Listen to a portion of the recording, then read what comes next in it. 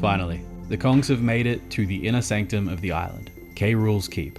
Captain Rool has seemingly nowhere left to run, but a cornered rat, or croc, fights twice as hard, so the Kongs can't let their guard down. They're gonna need to work together to make it to the top of the tower, but luckily, they're not alone.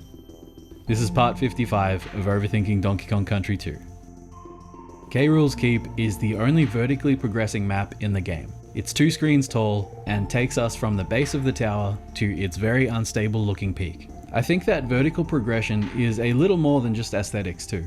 All throughout the game, we've had vertically oriented levels thrown at us, and now, at the keep, we're at arguably the home of vertical levels. The 3 castle themed levels are all vertical levels, but more than that, their gameplay is centered around vertical traversal, and they're all absolute gauntlets. The other levels in Krool's Keep are mostly vertical too, making this entire world feel like you're climbing a mountain. It's a subtle psychological trick that makes climbing the keep feel both daunting and empowering.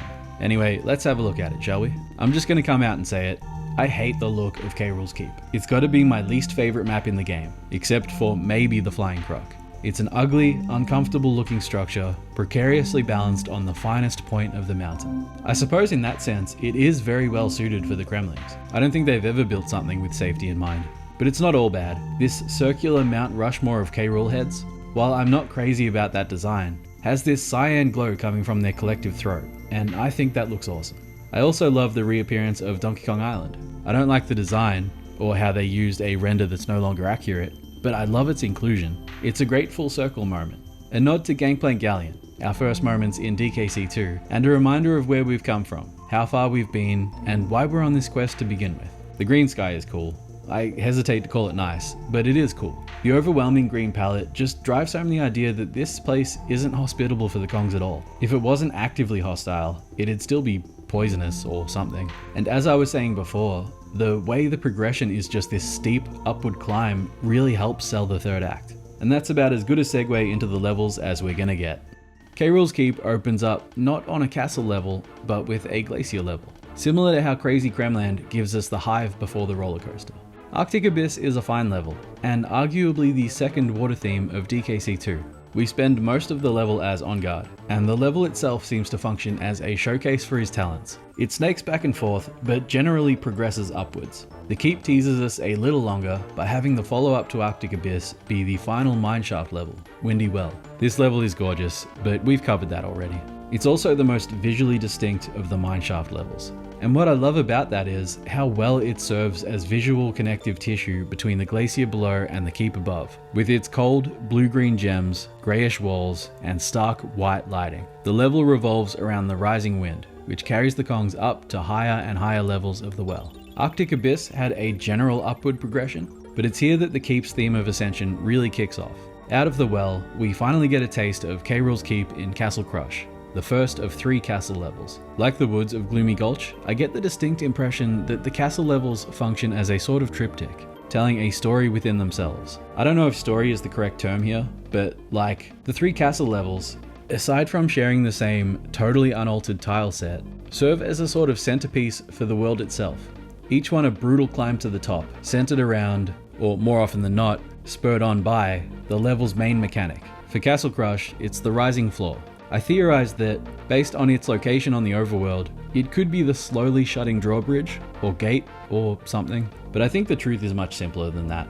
As we've established many times on this channel, it's a video game. Sometimes things don't need a reason to exist beyond simply being fun. Castle Crush is a weird fake out too. I'm sure it's connected to the greater keep somehow, but looking at it on the overworld, it's this separate structure to the main one, and the levels back that up, taking you out of the keep temporarily and shunting you through a second glacier level. This time, Clapper's cabin. Clapper returns, obviously, though he freezes water instead of cooling it, which is great, because Snapjaw returns too. The gameplay here is super fun, running across the ice, sliding under zingers. The level winds about like Arctic Abyss, but there's a more pronounced upward motion going on here. And for the final 2 levels, we're back into the keep. Chainlink Chamber is the second castle level, and the only one not to wrest control of the pacing from the player. It's a long level, centered around climbing the chains, and despite not forcing your hand, it can get quite difficult when it wants to be. I think this might be my favorite level in the entire keep, but the following level, Toxic Tower, is pretty damn good too.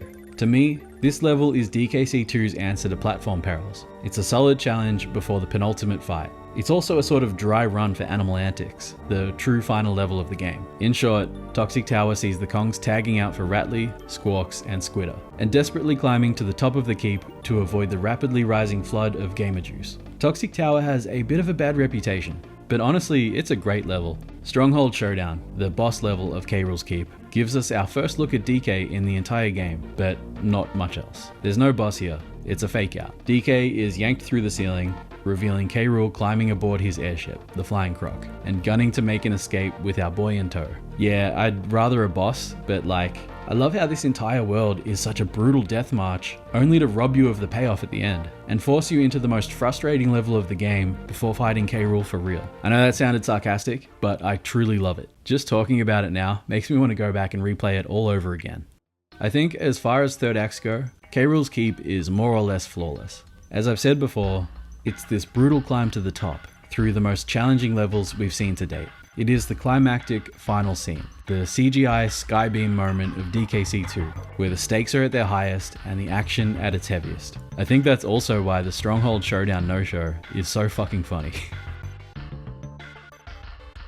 Part 55 done. We're so close to the end I can almost taste it. I don't know what I meant by that. Still, I've loved making this series, I hope you've enjoyed watching it, and I want to say thank you to everyone who has tuned in for it. But we're not done, so I won't say goodbye just yet. I'll just say see you in the next one.